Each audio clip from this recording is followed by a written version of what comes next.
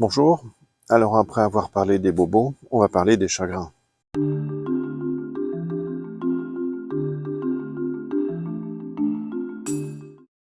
Alors prenons une scène classique, euh, dans le cadre d'une relation, quelqu'un me blesse avec des propos euh, qui me touchent et ça engendre une souffrance en moi.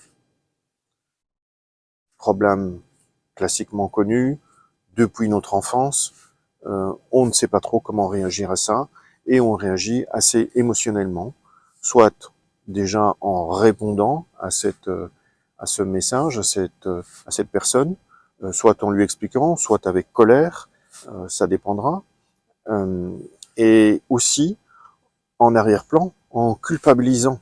Pourquoi une telle personne m'a dit une telle chose? Voilà. Et ça va faire naître en moi un sentiment de culpabilité. Qu'est-ce que j'ai fait de mal? Voilà. Et donc, dans ce cas de situation, qu'est-ce qu'on fait? Eh bien, classiquement, humainement, il y a le travail d'écoute, voilà, d'expression de cette souffrance qui doit sortir, qui doit être libérée, voilà, auquel on est attaché. Euh, et donc, on veut s'en défaire, bien évidemment, le plus vite que possible. En parler peut apaiser, évidemment, mais ne réglera pas le problème. Ce sera comme un collage mental. Ça reviendra. Ça reviendra sous la forme d'une autre personne ou dans une autre situation, mais le problème reviendra. Alors, quels sont les enseignements de la voie infinie pour régler ce genre de situation? Eh bien, dans ma conscience, je dois réaliser que je fais face à un mensonge. Un mensonge. Parce qu'il n'existe rien d'autre que cette conscience d'amour qui s'exprime à travers nous. Donc, et je fais un avec cette conscience d'amour, j'en suis l'émanation, tout autant que l'autre. Donc, il n'existe rien d'autre que ça, qui est pur amour, un amour infiniment doux, et donc il ne peut pas y exister une forme de disharmonie telle que une souffrance engendrée par une relation euh, disharmonieuse. Donc je dois me rendre compte que dans cette scène, il y a quelque chose qui me fait croire à un déséquilibre, quelque chose qui n'est pas harmonieux. Et donc c'est euh, ce brouillard charnel, ce mesmérisme à l'œuvre dans le mental humain, d'où sortent en fait tout un tas de tentations d'erreurs. Donc dans la scène que je vis, je dois alors réaliser que je suis face à un mensonge. Et il n'existe pas une personne telle que il me semble se présenter sous cette forme. C'est une forme d'erreur, puisque déjà nous n'existons pas en tant que tels, nous sommes une apparence, une émanation de la vie, un peu comme un avatar dans un jeu vidéo, c'est virtuel, c'est perceptible, mais ça n'existe pas véritablement. Donc il n'existe que cette conscience d'amour infini. Donc, ce qui n'est pas en relation avec une harmonie invariable est une forme d'erreur auquel j'ai souscrit. Donc, autrement dit, j'entretiens une forme d'erreur en moi, j'entretiens un concept erroné en moi de l'autre. Un concept de l'autre qui me pique, qui me tire des propos désagréables et qui donc me fait souffrir. Il faut se souvenir qu'il n'existe rien en dehors de cette conscience. Et donc il n'existe rien en dehors de ma conscience qui puisse me faire du mal.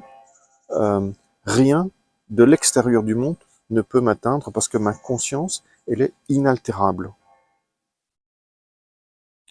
Donc si je souffre, ce n'est pas la faute des autres, c'est simplement parce que moi, j'ai accepté un concept erroné. Et je vais entretenir en plus ce concept erroné de l'autre. Bien souvent, ce concept erroné fait écho à mes conditionnements intérieurs qui sont de l'ordre de les peurs, les attachements, les désirs et les croyances erronées.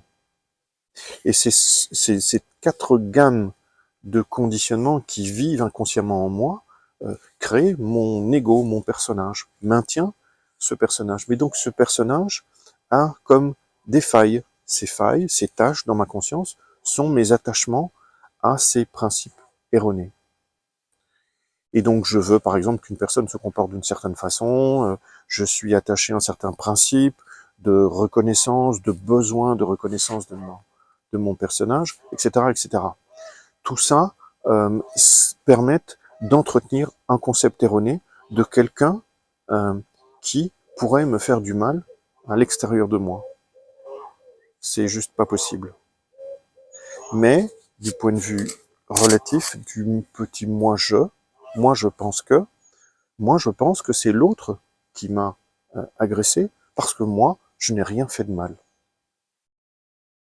Et en fait, c'est simplement, c'est pas une question de culpabilité par rapport à quelque chose qu'on a fait, c'est surtout un concept erroné qu'on entretient de l'autre, à cause aussi de nos conditionnements qui vivent en nous et qui nous font réagir face à ces scènes d'une façon, malheureusement, à entretenir l'erreur.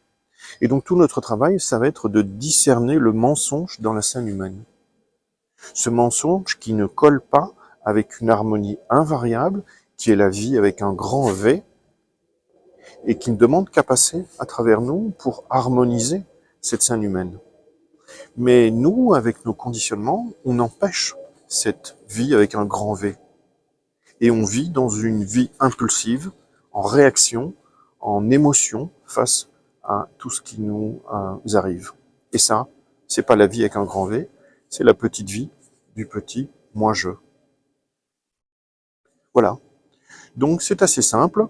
Quand on commence à comprendre le principe, on a impersonnalisé, puisqu'on ne pointe plus la faute sur quelqu'un.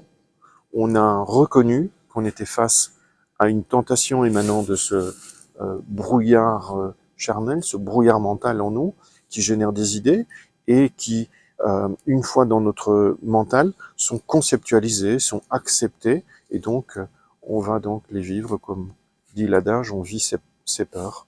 Et donc la souffrance qu'on ressent, c'est la souffrance qu'on s'est créée soi-même par notre ignorance de la chose, notre ignorance de la vérité. Donc voilà, cet enseignement nous amène à une approche paradoxale. Connaître la vérité et la vérité te libérera, c'est donc connaître que cette vérité est pur amour, qu'il y a un mesmérisme à l'œuvre dans notre conscience, que ces suggestions hypnotiques, on ne doit pas y adhérer, et que donc, si par contre on y adhère, on rencontre des formes d'erreur dans notre scène de vie. Voilà, c'est un travail perpétuel de maîtrise de soi, de maîtrise de notre conscience, et c'est ça aussi, être ancré dans la vérité, c'est rester ancré, même si on constate quelque chose de erroné dans notre scène de vie. On va donc plus y adhérer, et surtout pas y mettre de l'émotion, parce que ça va faire que y adhérer encore en plus. Donc on va rester en détachement, et on va réaliser le plus vite que possible qu'il n'existe pas ce genre de choses, que je suis soumis face à une tentation d'erreur et que je dois donc travailler en moi pour nettoyer mes conditionnements petit à petit, parce que ça prend du temps. Alors on voudrait que ça aille toujours beaucoup plus vite, mais malheureusement, ça prend du temps. Il faut accepter aussi que ça prenne du temps et se dégager de la notion du temps, de vouloir arriver à quelque chose, parce que là, de nouveau, c'est le petit moi-je qui veut arriver à quelque chose. Et donc, apprendre à être, c'est de ne plus vouloir arriver à quelque chose, mais néanmoins, on va apprendre à défaire tout un tas de choses en nous et devenir lucide par rapport à la vérité en détectant ces messages dans la scène humaine. Voilà, j'espère que ça vous aura intéressé et j'espère aussi que vous allez vous y essayer.